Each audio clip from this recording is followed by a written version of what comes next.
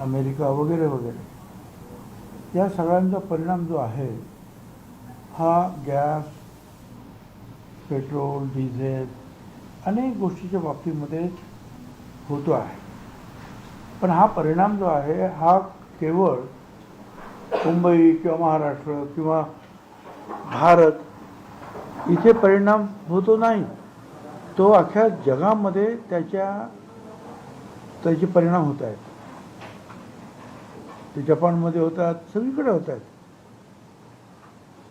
पण तरीसुद्धा प्रधानमंत्री मोदी साहेब आणि इतर ते जे अधिकारी आहेत त्यांनी जे आता आपल्या माहितीप्रमाणे पूर्वी जे 27 ठिकाणाहून आपण ते डिझेल पेट्रोल जे आज घेत होतो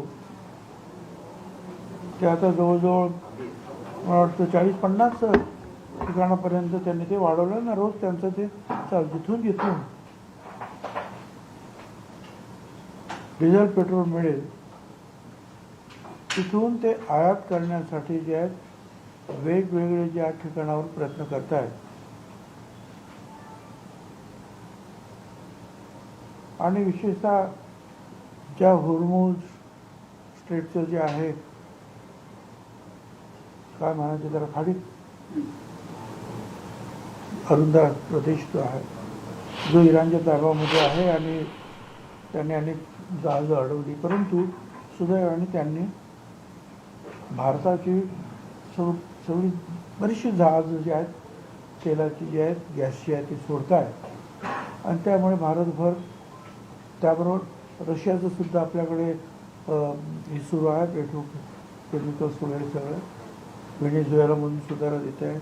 इतर अनेक ठिकाणांमध्ये सांगितलं वेगवेगळ्या ठिकाणावरून भारत सरकार याची पूर्ती करण्याचा प्रयत्न करत आहे.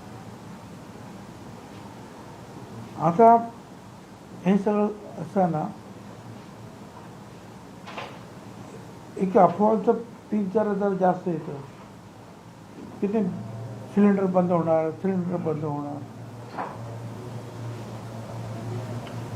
काल सुद्धा मुख्यमंत्र्यांनी सुद्धा सांगितलं की आमच्याकडे आणि भारत सरकार पुरेसा साठा या सगळ्या गोष्टींचा आहे आणि सातत्यानं प्रयत्न सुरू आहेत त्या साठ्यात वाढ करण्याचा. मग मुद्दा आला की जिथे पाईपलाईनद्वारे जो गॅस घराघरातून आपण जातो, PNG आपण ज्यांना म्हणतो, घरातून जातो काय कमर्शियल यूजसाठी ज्या त्यांनी सुद्धा PNG घेतलेले आहे. पण अनेक ठिकाणी जे आहे PNG मिळण्याची व्यवस्था असताना सुद्धा अनेकांनी ती PNG घेतलेलं नाही. बघा मी तुम्हाला काय परत सांगतोय, जिथे PNG गॅस पाईपलाईन मिळण्याची व्यवस्था आहे त्या ठिकाणांबद्दल मी बोलतो. उदाहरण नाशिकला आहे, मुंबईला आहे, पुण्याला आहे, बहुतेक महानगरात काय, पण ते येवल्यात नाही आहे असं त्याचं असं. तर जिथे ह्या PNGची व्यवस्था आहे तिथे 3 महिन्याच्या आत तुम्ही सगळ्यांनी जे आहे, मग घरगुती असतील, कमर्शियल असतील, कोणी असेल, त्यांनी अर्ज ताबडतोब करणं गरजेचं आहे.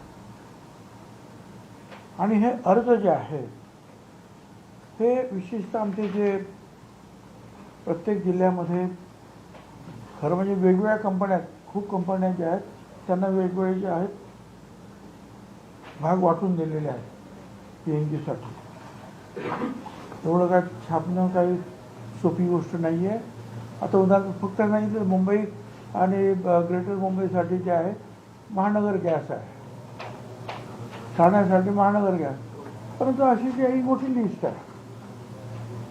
आता या प्रत्येक ठिकाणी जे आहे कुठे कुठे द्यायचे आहे लोकांना, कधी कधी ते अर्ज कदाचित समजत नसतील.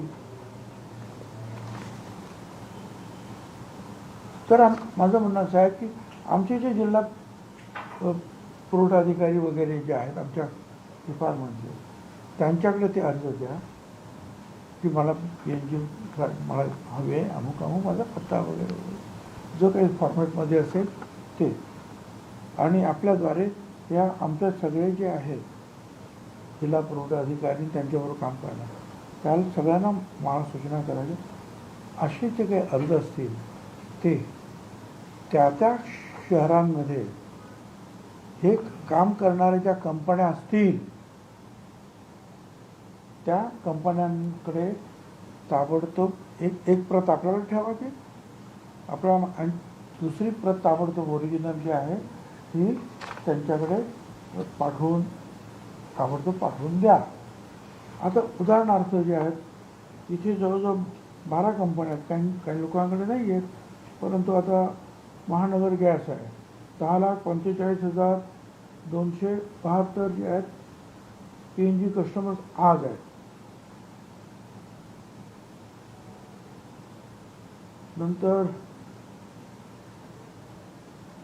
महाराष्ट्र नॅचरल गॅस लिमिटेड 10,45,252 त्यांचे कस्टमर्स आहेत. असे कमी जास्त कस्टमर्स आहेत आणि अशा सगळ्या कंपन्या आहेत. मुंबईमध्ये जे आहे ते आमचे DSO जे आहेत त्यांच्या कार्यालयामध्ये, म्हणजे रेशनिंग जी कार्यालय आमचे आहेत त्यांच्याकडे अर्ज जरी दिला तरी या DSOना माझं सांगणं आहे की त्यांनी एक कॉपी आपल्याकडे ठेवा आणि तुमच्या त्या शहरामध्ये किंवा भागामध्ये PNGचं काम करणारी जी कंपनी असेल तिच्याकडे ताबडतोब तो अर्ज अग्रेसित करा.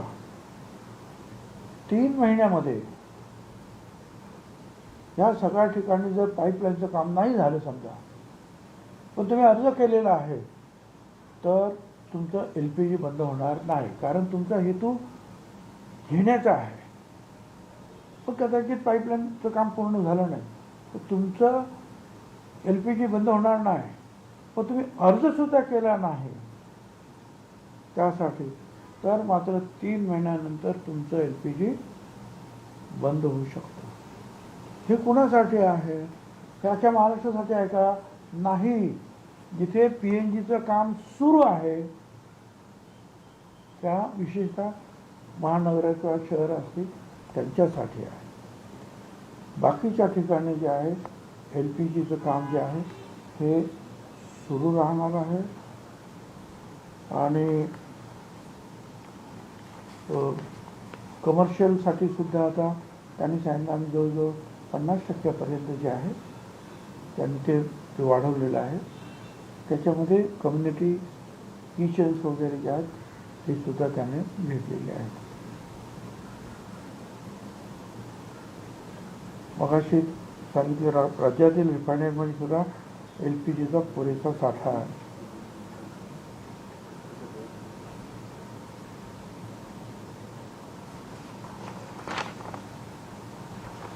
मागे पण मी सांगितलं की भारत सरकारने सांगितल्यानंतर ते जे त्यांच्या कंपन्या आहेत ऑइल कंपन्या त्यांना सांगितलं प्रोपेन आणि ब्युटेन याचा जास्तीत जास्त वापर करून LPG जे आहे वाढवा.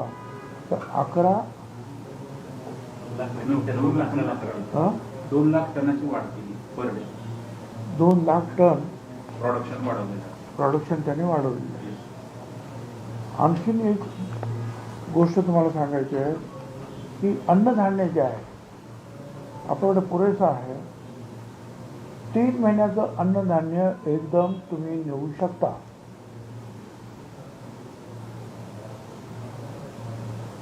जे आमचे आपलं जे आहे रेशनिंगवर अन्नधान्य नेणारे आहेत ते 3 महिन्याचं रेशनिंग एकदम घेऊ शकतात.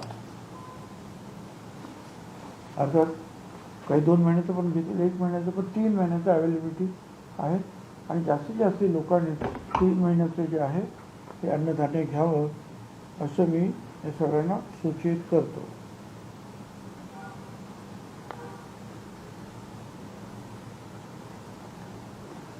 केरोसिनच्या बाबतीमध्ये सुद्धा आता एवढं करून सुद्धा कुठेतरी अडचण येते.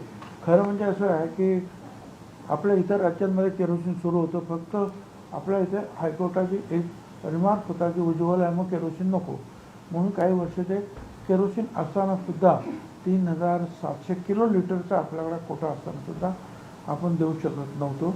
परंतु आताच्या ह्या परिस्थितीमध्ये स्वाभाविक आहे की काही ठिकाणी काही अडचणी निर्माण होतात, म्हणून आम्ही तो जो कोटा तो सन्मान्य हायकोर्टानं सुद्धा कळवलं आणि त्यांना सूचित केलं. त्यांनी सुद्धा त्याबद्दलची परवानगी दिलेली आहे आणि हे जे केरोसिन जे आहे ते वाटपसुद्धा आम्ही सुरू करतो. जे मोठे डीलर्स आहेत, विक्रेते आहेत, त्यांना संपर्क साधला जातो आहे, ते घेतील. त्याच्यानंतर मग ते छोटे जे विक्रेते आहेत त्यांच्याकडे ते केरोसिन जाईल. ज्यांना केरोसिन पाहिजे त्यांना ते केरोसिन ते मिळू शकेल.